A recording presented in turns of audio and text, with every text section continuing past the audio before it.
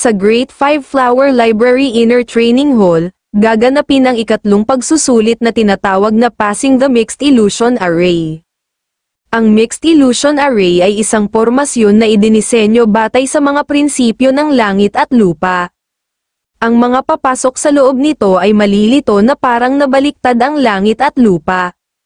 Mayroon ding hamog sa loob at makakarinig ka din ng mga halusinasyon dito na nagiging sanhi upang malito ang isang tao.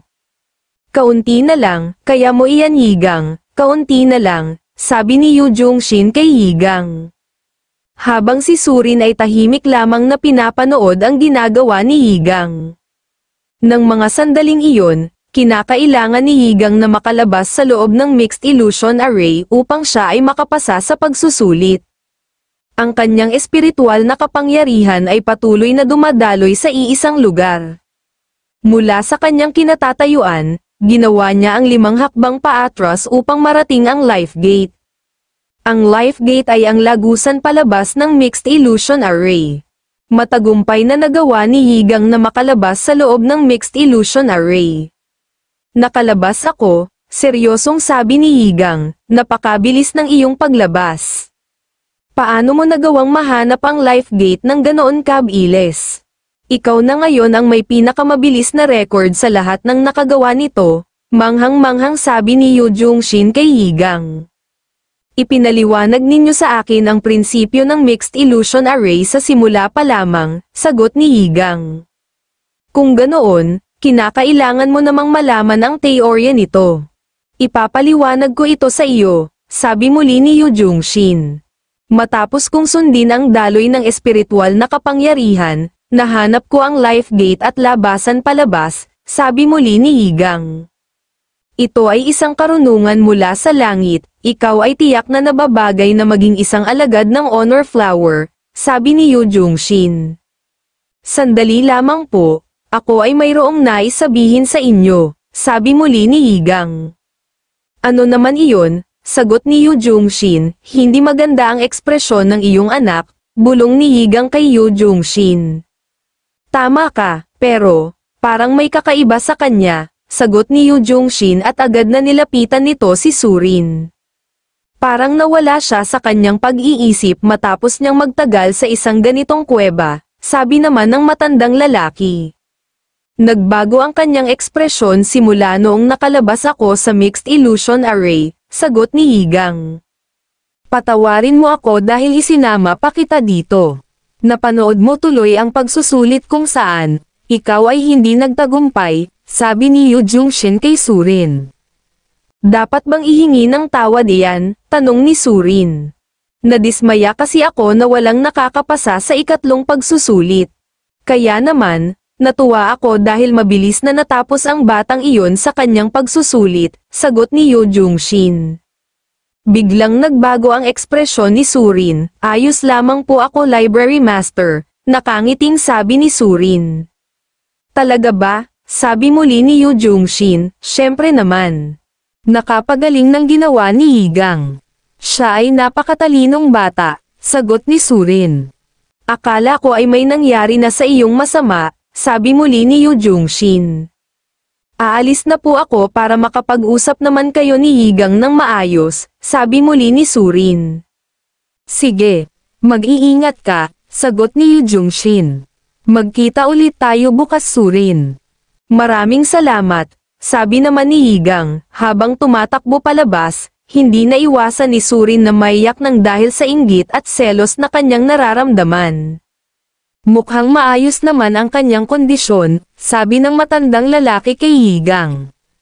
Maayos ang tingin mo sa kanya, tanong ni Yigang, napakaganda ng kanyang ngiti. Hindi ba siya masaya? Sagot ng matandang lalaki, siguro, ikaw din ay isang nakakatakot na magulang, sabi muli ni Yigang. Habang tumatakbo, naiisip ni Surin na walang kasalanan si Yigang.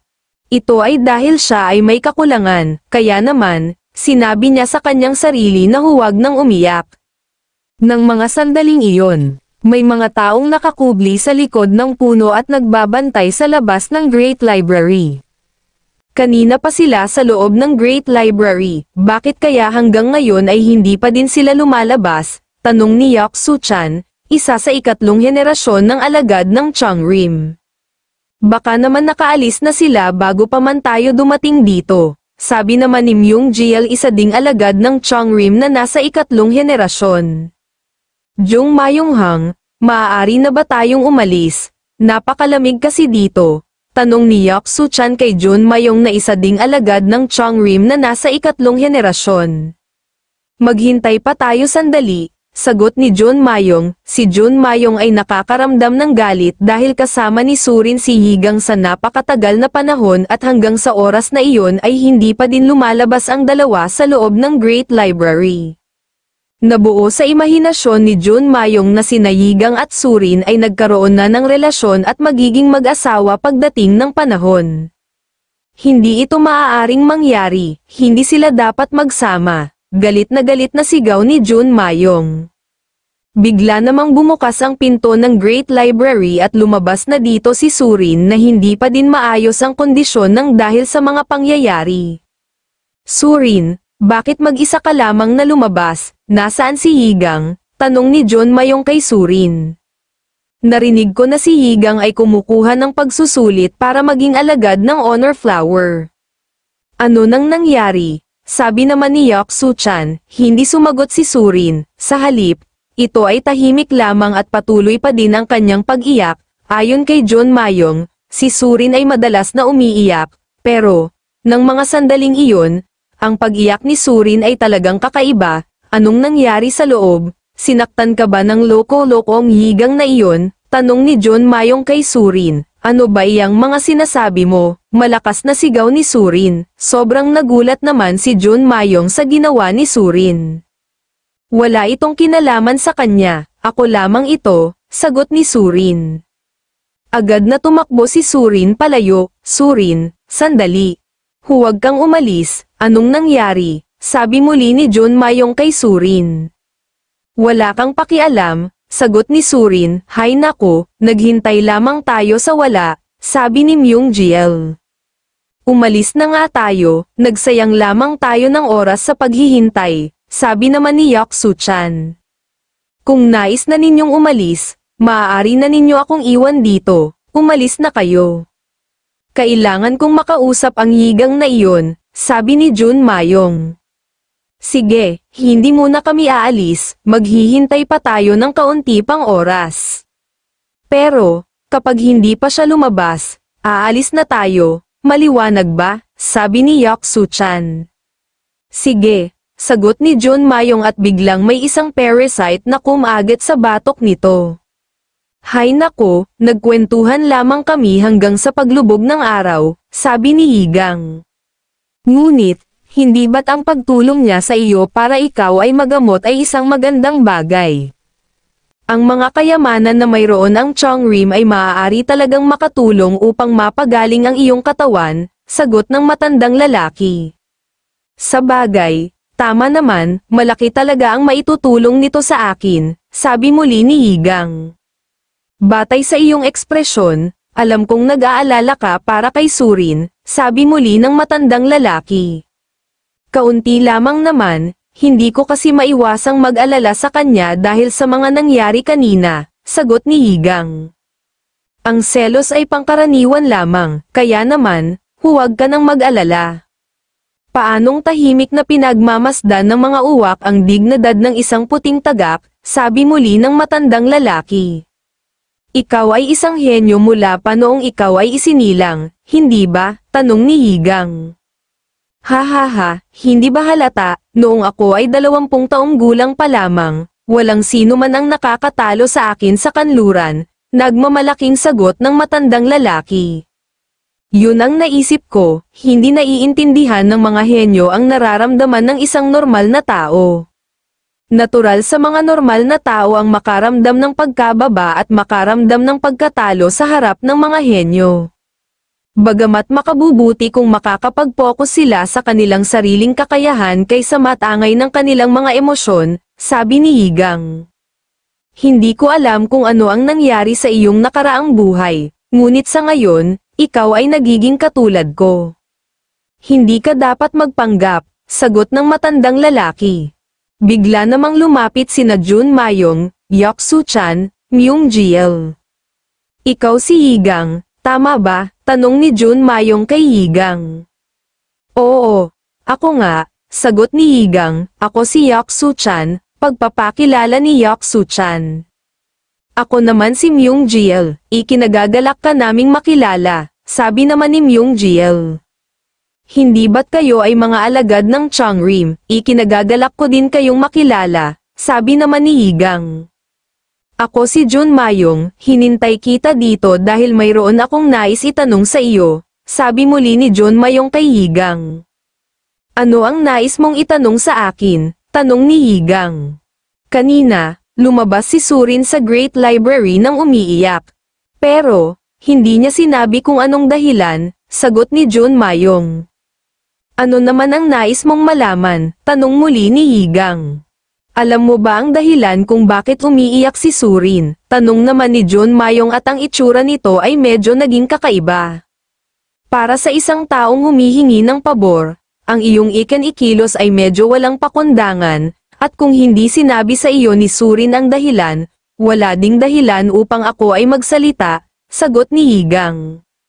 Jun Mayong, umalis na tayo, sabi ni Myung-jiel. Tama. Itigil mo na iyang ginagawa mo, sabi naman ni Yaksu-chan. Hindi mo ba talaga sasabihin sa akin ang dahilan, sabi ni Jun Mayong at bigla nitong sinuntok si Yigang. Sa kabutihang palad, nagawa naman ni Yigang na makaiwas sa suntok ni Jun Mayong at hinawakan niya ang kamay nito at sabay na ibinagsak si Jun Mayong sa lupa. Sobra naman ang naging pag-aalala ni Myung-jiel at Yaksu-chan kay Jun Mayong. Ayos ka lang ba? Sabi ni Yaksu-chan, gamitin ang lakas ng kalaban laban sa kanila. Magaling, sabi ng matandang lalaki kay Yigang, tingnan mo ang kondisyon ng lokong iyon. Hindi siya mukhang normal, mukhang may nangyari sa kanyang kakaiba, sagot ni Yigang. Hindi si Jun Mayong ang tipo ng tao na ganito kumilos, sabi ni Myung-jiel. Ayos ka lang ba? Tanong naman ni Yaksu-chan, ang parasite na kumagit kay Jun Mayong ay biglang tumalon kay Myung-jiel at ito ay kinagat din nito sa may parteng leeg. Aray ko, sabi ni Myung-jiel matapos nitong makagat sa leeg ng parasite.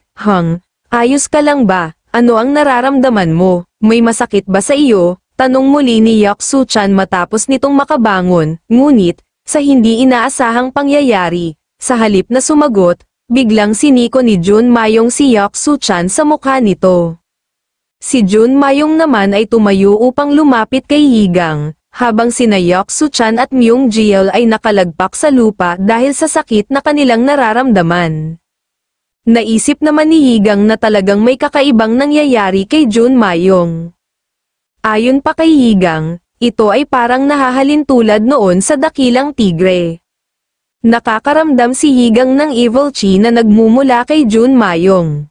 Sa ilang sandali pa, umatake na si Jun Mayong kay Yigang. Nagawa naman ni Yigang na makaiwas at sinipa nito si Jun Mayong. Nakakatawa, ikaw ang sumipa, pero, ang iyong binti ang nasugatan, sabi ng matandang lalaki kay Yigang. Habang si Yigang naman ay nakaramdam ng sobrang sakit sa kanyang binti dahil sobrang laki ng naging pinsala dito. Tumayo si Yigang dahil aatake na muli sa kanya si Jun Mayong. Huminahon ka muna, sabi muli ng matandang lalaki kay Yigang. Wala akong ibang pagpipilian kundi ang gawin ito, sagot ni Yigang at agad na hinawakan ang kanyang espada. Sa bagay, tama ka. Dapat ay ginamit mo na ang iyong espada sa simula pa lamang, sagot ng matandang lalaki. Umatake si Yigang kay Jun Mayong at ginamit niya ang kanyang espada at inihampas niya ito sa may bandang leeg ni Jun Mayong. Bakit mo ginamit ang iyong espada na nakalagay pa sa kaluban nito? Dapat ay hiniwa mo na ang kanyang lalamunan, sabi muli ng matandang lalaki. Hindi ko kayang saktan ang isang tao na nagbabalak na pumasok sa Changrim, sagot ni Yigang. Sa aking palagay, hindi ito naaayon sa iyong pamamaraan, sabi muli ng matandang lalaki. Nang mga sandaling iyon, mayroon na ding kakaibang nangyayari kina Yaksu-chan at Myung-jiel. Ang lakas ng loob mong saktan si Jun Mayong, sabi ni Myung-jiel at kagaya ni Jun Mayong, nag-iba na din ang hitsura nito, bigla namang dumating si Surin at agad na sinipa nito si Myung-jiel. Anong ginagawa ninyong mga baliw kayo? Sabi ni Surin. Surin, anong ginagawa mo dito? Akala ko ay umalis ka na. Sabi ni Yigang kay Surin, bumalik ako dito dahil hindi ka pa bumabalik, bilisan mo na. Kailangan na nating magmadali, umalis na tayo sa lugar na ito, sagot ni Surin.